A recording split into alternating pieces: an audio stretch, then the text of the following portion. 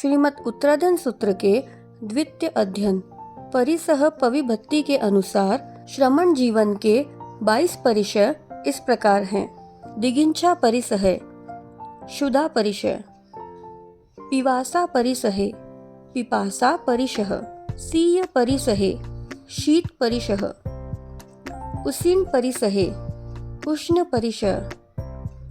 दंस मसय परिसहे, दंश मशक परिशः, अचेल परिसहे, अचेल परिशः, अरई परिसहे, अरति परिशः, इत्थि परिसहे, स्त्री परिशः, चर्या परिसहे, चर्या परिशः, निसिहिया परिसहे, निषद्या परिशः, सेज्जा परिसहे,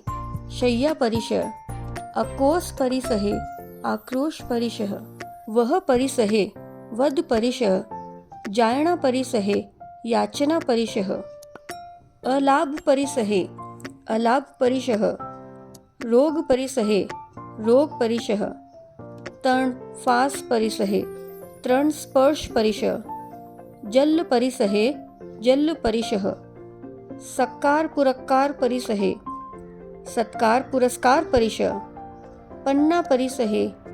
प्रज्ञा परिशः, अन्नाण परिसहे, अज्ञान परिशः, दंसन परिसहे,